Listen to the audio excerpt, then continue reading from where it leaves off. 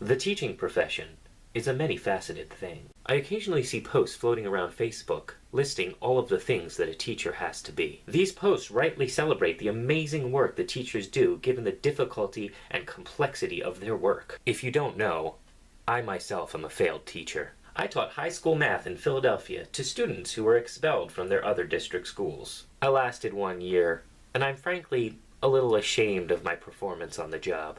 However, one of my greatest takeaways from that job was the realization of just how much gets dumped on the shoulders of teachers. We have a tendency to treat teachers in our education system as the scapegoats, putting the entire burden of education, every facet of a complex process, on their shoulders. Sometimes this is done to save money, like when urban schools are forced to lay off all of their guidance counselors and support staff. Sometimes it's done because that's just what we all assume a teacher does. It's habit, tradition. However, I think it's more than fair to ask whether it's the best idea to expect teachers to be everything for every student. Every person has strengths and weaknesses, and understanding the different facets of education can help us better utilize the human resources we have in schools to highlight those strengths and cover those weaknesses. I wonder if cutting support staff is really the best answer to budget constraints, when in any other profession the best way to increase efficiency is through specialization. So what are the facets of education? I don't consider my list to be perfect or exhaustive, but it's a good place to start. 1. Learning. 2. Lecturing. 3. Tutoring or directed education. 4. Classroom management. 5. Support. 6. Guidance. 7. Resource management. 8. Progress assessment. 9. Certification. 10. Accountability. Because this series is about standardized testing, I'm not going to go into detail about the first 7 facets. Consider it a teaser for future videos that I will hopefully be making. Eventually. Instead, I want to focus on the last 3.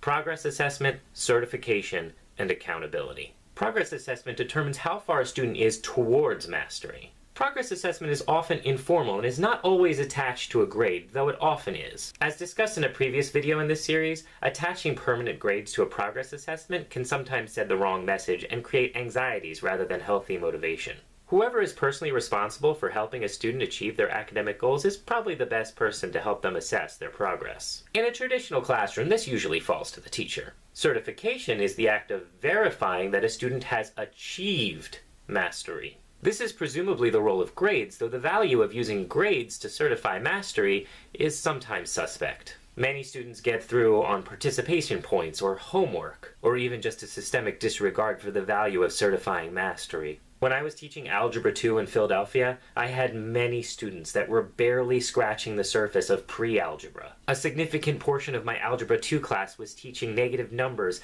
factoring, and fractions. Topics for which I had no resources as I was presumably an Algebra 2 teacher. I don't blame the students. I blame a system that has so little regard for its students that instead of providing students with the education they need, merely passes them through without regard for mastery or readiness. Of course, to compensate, the mantra was diversify, as if it were sensible and right that the institution make no effort to provide students with the classes and resources they need, and that the burden should fall entirely on the teacher's shoulders. Sorry. That sounds like whining. How very immature of me.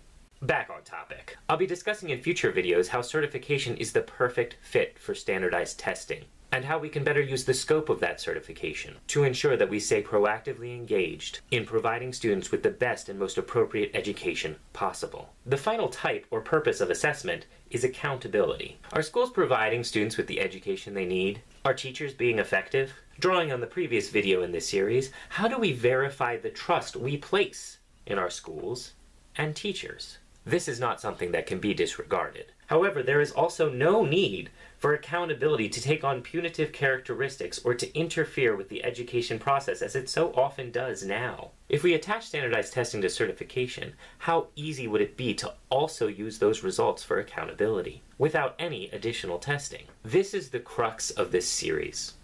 How can we use standardized testing best? It's time to start digging into the meat of that question, and hopefully before long you'll be able to see how many problems can be fixed with relatively easy changes to our institutions of education. As always, please subscribe and leave lots of insightful comments. Thank you for watching.